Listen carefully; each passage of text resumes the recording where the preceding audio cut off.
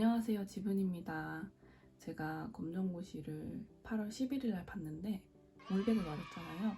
제가 어떻게 공부했는지에 대해서 영상을 찍어보려고 해요. 제가 맞다는 건 아니고 그냥 제가 어떻게 공부했는지를 말씀드리고 싶어서 영상을 찍게 되었습니다.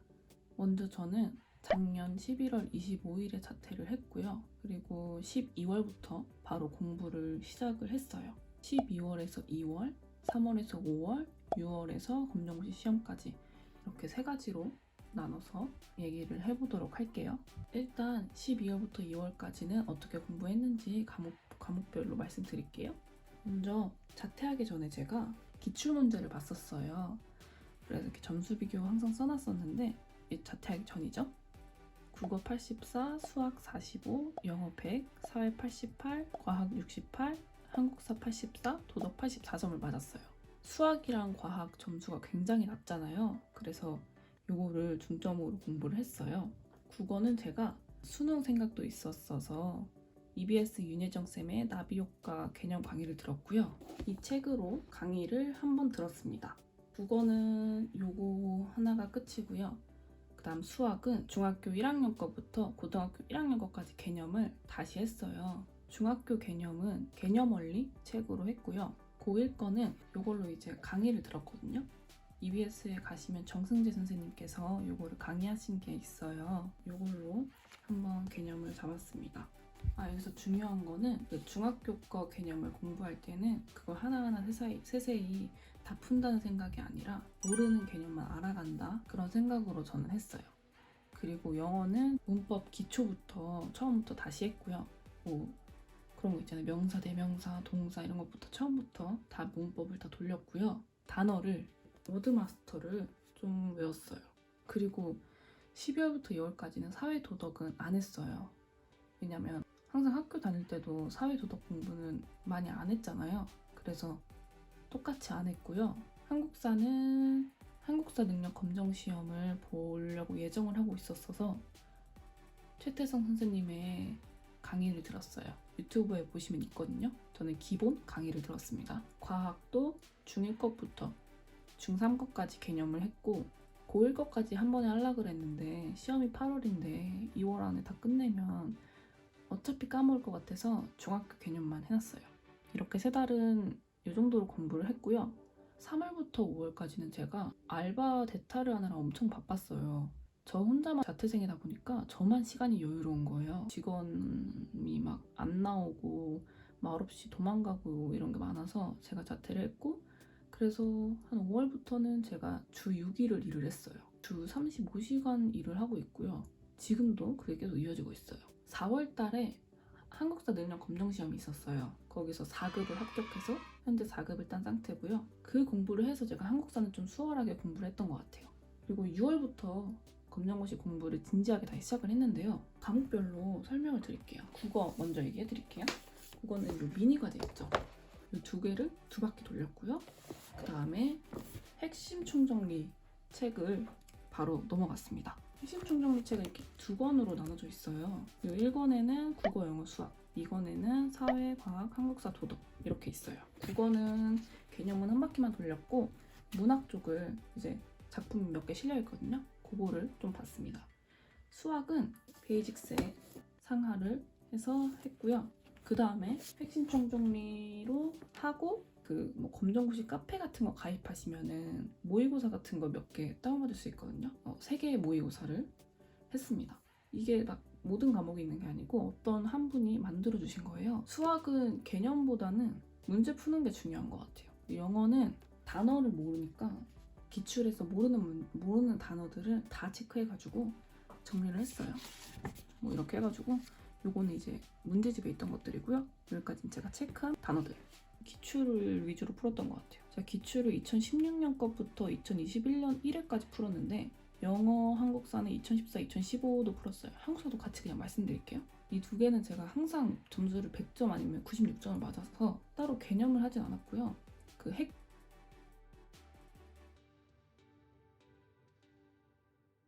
사회는 기본서를 샀거든요. 맞다. 기본서를 사기 전에 저도 어차피 고등학교 1학년을 다녔기 때문에 문제집을 샀었어요. 그래서 자이스토리 통합사회를 개념을 한번 받고 에듀윌 기본서를 하나 사서 받고 이거 두 개 다 한 바퀴씩 돌렸고 핵심 총정리는 총 2바퀴 돌렸어요. 그리고 과학은 오투 통합과학 한 바퀴 돌리고 기본서 하나 돌리고 그 다음에 똑같이 핵심 총정리 2바퀴 돌렸습니다. 근데 한국사는 믿고 공부를 안 하다 보니까 갑자기 점수가 뚝뚝 떨어지더라고요. 그래서 핵심 총정리 2바퀴 돌렸어요. 도덕은 2020년 그 검스타트 EBS 문제집을 사서 풀었어요. 이건 산 게 아니라 제가 원래 고등학교를 아예 안 갈 생각을 하고 있어서 2020년 거 기본서 문제집을 다 사놨었거든요. 근데 이제 개정이 바뀌면서 사회과학은 새로 사서 푸는 게 나을 것 같다는 생각을 해서 도덕만 그냥 2020년 걸로 한 바퀴 하고 핵심 총정리를 2바퀴 돌렸습니다. 이제 개념 공부는 여기까지 이렇게 설명을 드렸고요. 사회 도덕이 갑자기 점수가 안 나와서 불안감에 떨었거든요. 그래가지고 요거를 만들었어요. 사회 도덕, 통합, 사상가 정리. 사상가가 정말 안 외워지더라고요. 그래서 사상가만 따로 해가지고 이렇게 외웠었거든요. 기출에 관련해서 얘기를 해드리면 열심히 한 수학이랑 과학은 점수가 올라간 게 보이시죠? 근데 사회랑 도덕은 굉장히 떨어졌어요. 이때 충격을 받아서 기본서 공부를 6월 달에 했고요. 이건 이제 공부 안 했을 때 푼 거. 수학은 안 하면 떨어져요, 확실히. 왜냐면 공식을 까먹기 때문에. 그리고 이거는 공부 다시 시작했을 때 초반이고요. 점수가 엄청 떨어진 걸 볼 수 있어요. 여기서 알 수 있는 거는 안 하면 떨어진다.